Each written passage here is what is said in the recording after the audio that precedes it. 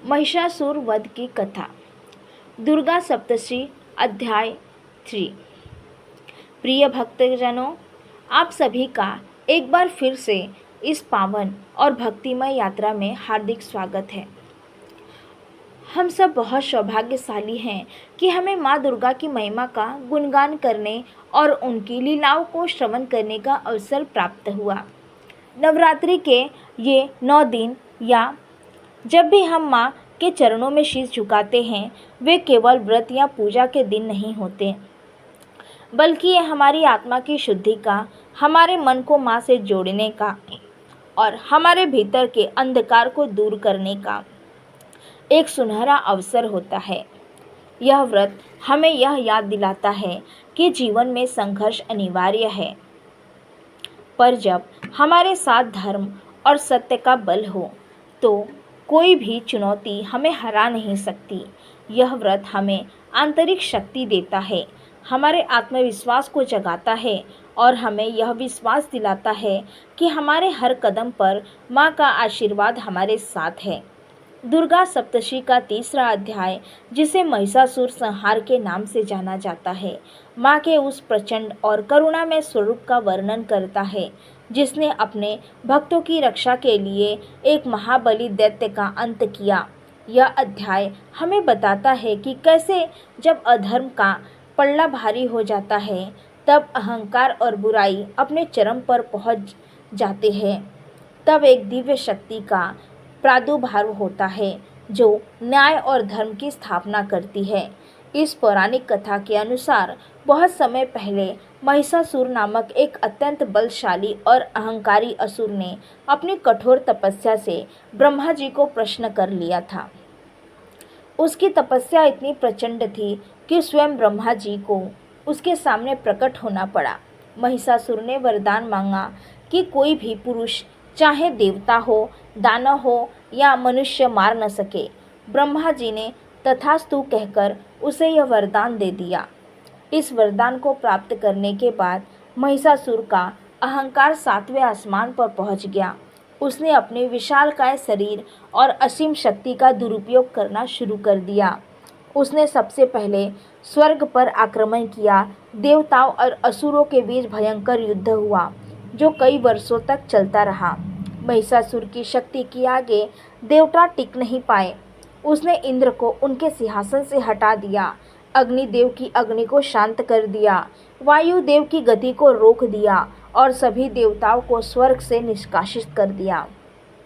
देवताओं का राजपाट छिन गया, उनका सम्मान चला गया और वे अपनी अपनी पत्नियों के साथ स्वर्ग से भागकर पृथ्वी पर छुपकर रहने लगे। उनका जीवन दुखों और भय से भर गया था।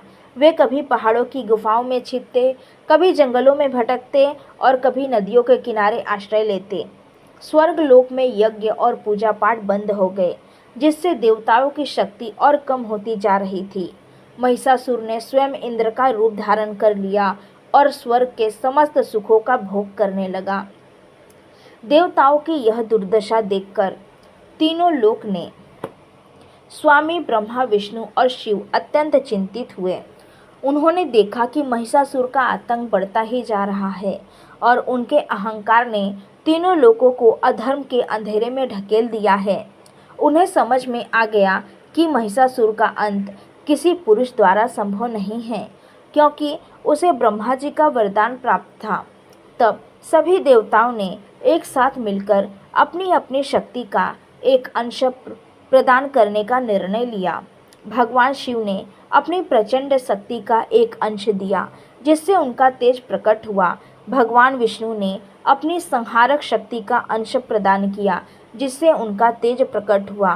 ब्रह्मा ने अपनी सृजन शक्ति का, इंद्र ने अपने वज्र का, अग्निदेव ने अपनी अग्नि का और वायुदेव ने अपनी गति का, यमराज ने अपने कालदंड का, वरुण ने अपने पाश का और कुबेर ने अपनी संपदा का अंश प्रदान किया। इस प्रकार सभी देवताओं और ऋषियों के संयुक्त तेज और ऊर्जा से एक अद्भुत, दिव्य और अलौकिक प्रकाश पुंज प्रकट हुआ, जिसने धीरे धीरे एक अत्यंत तेजोमयी स्त्री स्वरूप का आकार ले लिया। यह स्त्री स्वरूप कोई और नहीं और स्वयं आदिशक्ति माँ दुर्गा का था।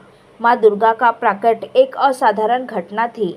उनके मुख से जो आभा निकल रही थी वह करोड़ों सूर्यों के समान थी। उनके नेत्रों में तीनों लोगों को भस्म करने की शक्ति थी और उनकी भुजाओं में असीम बल था। भगवान शिव ने अपना त्रिशूल, विष्णु ने अपना सुदर्शन चक्र, इंद्र ने अपना वज्र, ब्रह्मा ने अपना कमंडल, सूर्य ने अपनी किरणें, वायुदेव ने अपना धनुष बाण और इसी तरह सभी देवताओं ने अपने अपने शस्त्र माँ को अर्पित किए। हिमालय पर्वत ने माँ को अपना वाहन, एक विशाल और बलशाली सिंह प्रदान किया, जिसकी गर्जना से पूरे ब्रह्मांड के पर्वत और नदियाँ कांप उठते थे। माँ दुर्गा के 18 हाथों में अलग अलग अस्त्र सुशोभित थे, जो उनकी सर्वशक्ति मानता का प्रतीक थे। उनका यह स्वरूप इतना भव्य और भयंकर था कि देवतागण भी भय और श्रद्धा से झुक गए। वे समझ गए कि यह कोई साधारण शक्ति नहीं, बल्कि सृष्टि की आदि शक्ति है। जब माँ दुर्गा ने अपनी गर्जना से तीनों लोगों को गुंजायमान किया, तो महिषासुर के कानों तक वह आवाज़ पहुंची। उसे लगा कि कोई स्त्री है जो अहंकारवश चिल्ला रही है। उसने अपने असुरों को भेजा कि जाओ और पता लगाओ कि यह कौन है जो इतनी जोर से गर्जना कर रही है। महिषासुर के सेनापतियों ने देखा कि एक अत्यंत सुंदर परंतु भयंकर स्वरूप वाली स्त्री एक सिंह पर सवार होकर युद्ध के लिए तैयार खड़ी है। वे भयभीत हुए, परंतु महिषासुर के आदेश का पालन करते हुए उन्होंने माँ पर आक्रमण किया। माँ दुर्गा ने अपने विभिन्न अस्त्रों शस्त्रों से उन सभी असुरों का पल भर में संहार कर दिया। उनके रौद्र रूप को देखकर बड़े बड़े असुर भी थर थर काँपने लगे। यह देखकर महिषासुर अत्यंत क्रोधित हुआ। उसे अपनी शक्ति पर बहुत घमंड था और उसे लगा कि यह स्त्री उसके सामने कुछ भी नहीं है। उसने युद्ध के लिए अपनी पूरी सेना को भेजा। माँ दुर्गा ने एक ही क्षण में अपनी सांस से सैकड़ों सिंहों को प्रकट कर दिया, जिन्होंने सभी असुरों को मार डाला। माँ ने अपने विभिन्न भुजाओं से ऐसे ऐसे शस्त्र चलाए जिनसे महिषासुर के सभी मायावी रूप नष्ट हो गए। अंत में जब महिषासुर ने भैंसे का रूप धारण किया और माँ पर अंतिम प्रहार करने की कोशिश की, तब माँ दुर्गा ने अपने त्रिशूल से उसके हृदय पर ऐसा प्रचंड प्रहार किया कि महिषासुर का शरीर छिन्न भिन्न हो गया। उसके मुख से रक्त की धारा बहने लगी और वह धरती पर गिर पड़ा। इस प्रकार माँ दुर्गा ने महिषासुर का संहार करके तीनों लोगों को उसके आतंक से मुक्ति दिलाई। देवताओं ने जय जयकार की और आकाश से पुष्प वर्षा होने लगी। चारों ओर सुख और शांति का वातावरण छा गया। यह क्षण विजय का था, धर्म की स्थापना का था और माँ की असीम शक्ति का प्रतीक था।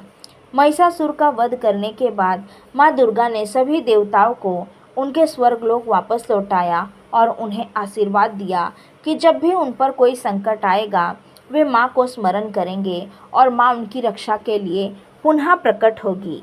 यह कथा हमें सिखाती है कि बुराई कितनी भी शक्तिशाली क्यों न हो, सत्य और धर्म की विजय निश्चित होती है।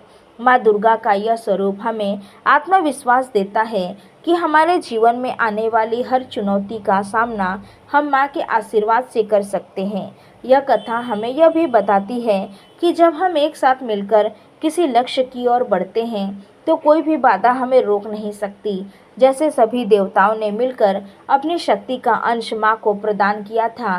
दुर्गा सप्तशती का यह तीसरा अध्याय, जिसे महिषासुर मर्दनी स्तोत्र के नाम से भी जाना जाता है, माँ के पराक्रम और उनकी भक्तों को प्रति करुणा को दर्शाते हैं। इस अध्याय का पाठ करने से भय, चिंता और शत्रु बाधाएं दूर होती हैं। यह हमें आंतरिक शक्ति प्रदान करता है और हमें जीवन के संघर्ष में विजयी होने की प्रेरणा देता है।